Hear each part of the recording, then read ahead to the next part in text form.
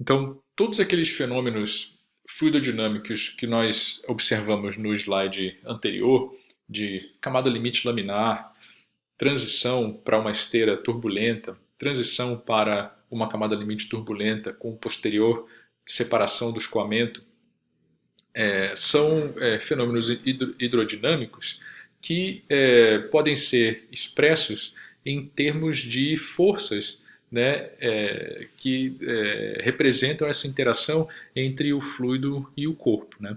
Essas forças nesse tipo de interação, fluido-corpo, elas são forças de superfície, né, e elas podem ser forças ditas normais e tangenciais. Obviamente, elas atuam em toda a extensão do corpo. Né? Então, em mecânica, nós temos forças de corpo e forças de superfície. Né? Forças de corpo, forças de campo, elas existem pela ação de um campo. Por exemplo, o campo gravitacional dá origem à força-peso. Né? E as forças de superfície são forças de interação. Nesse caso, na interação entre o fluido e o corpo, as forças normais elas estão relacionadas ao campo de pressão e as forças tangenciais estão associadas ao atrito viscoso. Então, se nós temos um corpo, por exemplo, submerso em um fluido, a força de pressão sempre vai ser perpendicular à superfície do corpo naquele ponto, enquanto que num fluido em movimento vai haver um deslocamento do fluido sobre a superfície do corpo pela ação viscosa vai gerar um atrito do fluido com o corpo, levando a uma força tangencial, né, uma força de atrito. Né? Então, nós temos uma componente, né, da força resultante da ação fluido-corpo integrada na superfície do corpo na direção do escoamento. Né? E nós temos também uma componente na direção normal ao escoamento. Né? A componente dessa força resultante na direção do escoamento é denominada força de arrasto, certo? E aí, na força de arrasto, existe uma parcela devido ao campo de pressão, a força de pressão, né? E existe uma parcela devido ao atrito viscoso. Né? Da mesma forma, na direção normal, na força de sustentação, existe também uma parcela que pode ser devido ao atrito viscoso e uma parcela devido ao campo de pressão. Né? E é isso que está dito aqui. Né? Tanto forças normais quanto tangenciais contribuem para o arraste para a sustentação. Então, eu vou tentar dar um exemplo simples antes de comentar o desenho esquemático que aparece ali, a figura esquemática que aparece nesse canto aqui da tela. Então, se eu tenho uma placa plana paralela ao escoamento de espessura desprezível, né, a força de arrasto ela vai ser quase que completamente devido ao atrito viscoso. Né? Eu não vou ter nada devido ao campo de pressão, porque o gradiente de pressão no escoamento paralelo a uma placa plana é nulo. Agora, se eu inclino essa placa, né, eu vou ter um escoamento incidindo sobre a placa com um ponto de separação, e esse ponto de separação vai me induzir a uma região de alta pressão onde o escoamento incide e uma região de baixa pressão na região posterior da placa. Né? Então vai existir nessa força de arrasto uma parcela que é devido ao próprio atrito viscoso, mas uma parcela muito mais significativa devido a essa diferença de pressão. E é isso que mais ou menos está mostrado aqui nesse diagrama. Eu tenho o meu aerofólio levemente inclinado com relação à direção horizontal, digamos assim, né? A direção do escoamento.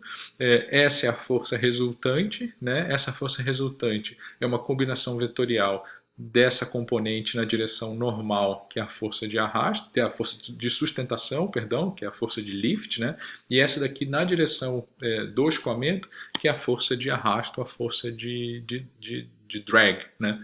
Por isso é aquele subíndice D ali para a força de arrasto. Tá? Então, cada uma delas pode ter uma componente de pressão ou de atrito a depender, né, do formato do corpo diferentes, tá? Com magnitudes e importâncias diferentes. E só para ilustrar aqui um pouquinho mais nesse vídeo, né? Num avião que se desloca no ar, nós temos também uma combinação de forças gerando a resultante. Eu tenho a força Ft, que é a força de thrust, né?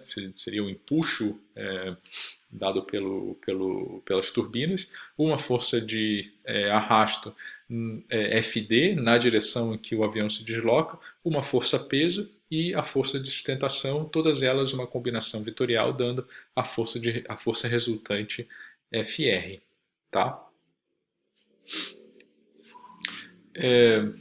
Para nós, em transferência de calor, né, a força de arrasto, o arraste, né, ela é que está ela é que é mais importante, né, porque ela que tem, digamos assim, alguma parcela de importância relativa para a transferência de calor, né, e ela pode ser calculada a partir dessa expressão aqui, né, que mostra uma força FD, né, sendo definida como um produto de 1 meio de ρ v quadrado, que tem a unidade de pressão, já que é uma pressão hidrodinâmica, né?